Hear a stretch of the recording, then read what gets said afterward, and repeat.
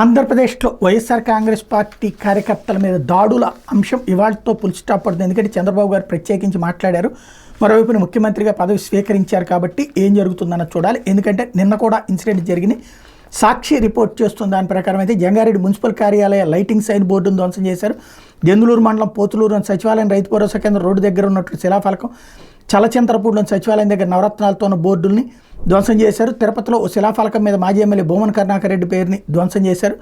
పొట్టి శ్రీరాములు నెల్లూరు జిల్లా ఉలవపాడు మండలం ఆత్మకూరు పంచాయతీలో నిర్మించిన రైతు భరోసా కేంద్రం దగ్గర ఉన్న శిలాఫలకాన్ని ధ్వంసం చేశారు. బాపట్ల జిల్లా వేమూరు బస్టాండ్ సెంటర్లో నవరత్నాల స్తూపాన్ని కూల్చేశారు. చిత్తూరు జిల్లా చౌడేపల్లె ప్రైవేట్ బస్టాండ్ ప్రాంతంలో ఏర్పాటు చేసిన వైసీపీ జెండా దిమ్మె ధ్వంసమైంది. అనకాపల్లి జిల్లా నాతవరం మండలంలో సొంగవరం గ్రామ సచివాలయం మీద టీడీపీ కార్యకర్తలు దాడి చేశారు. సచివాలయంపై ఉన్న మాజీ సీఎం జగన్మోహన్ రెడ్డి, మాజీ ఎమ్మెల్యే పెట్ల ఉమాశంకర్ గణేష్ బొమ్మలతో పాటు నవరత్నాల పోస్టర్ని ధ్వంసం చేశారు. మరోవైపున వివిధ చోట్ల ఇలాంటి సంఘటనలు చోటు చేసుకుని తెనాల్లో తాజాగా వైఎస్ఆర్సీపీ నేత మీద హత్యాయత్నం జరిగింది.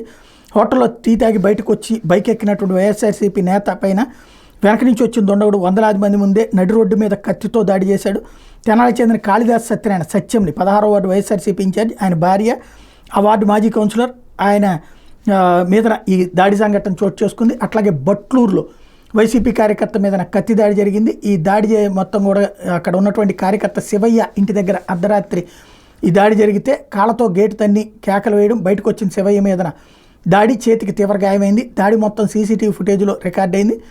నిందితుల్లో ఒకడు కట్టమూరు గ్రామ సచివాలయంలో వెల్ఫేర్ అసిస్టెంట్ అంటూ రాసుకొచ్చింది సాక్షి. మరోవైపున తాడిగడప జంక్షన్లో వైఎస్ విగ్రహం తొలగించడం, అలాగే సర్పంచ్ ఇంటి మీద టీడీపీ దాడి చేసిందని చిత్తూరు జిల్లా రామకుప్పం మండలం 89 షెడ్యూర్లో ఉన్నటువంటి వైఎస్ఆర్సీపీ చెందిన సర్పంచ్ మల్లిక్ ఇంటి మీద ఈ దాడి చేశారని, అట్లాగే నంద్యాల జిల్లా కొలిమిగొండ మండలం అంకిరెడ్డిపల్లిలో వైఎస్ఆర్సీపీ కార్యకర్తలు శేఖర్ కలీందర్ మీద టీడీపీ కార్యకర్తలు దాడి చేశారని, మరోవైపు జొన్నవాడలో ఏదైతే గిరికృష్ణ అనేటువంటి గిరికృష్ణ మురళీకృష్ణల ఇంటి మీద దాడి జరిగింది. 15 మందికి పైగా వీళ్ళు దాడి చేశారని, మరోవైపున వైఎస్ఆర్సీపీకి చెందిన సర్పంచ్ తన సొంత స్థలంలో నిర్మించుకున్న ప్రహరీని టీడీపీ వర్గీయులు కూల్చేశారని ఇలాగ పలు ఇన్సిడెంట్స్ని మెన్షన్ చేసుకొచ్చింది సాక్షి.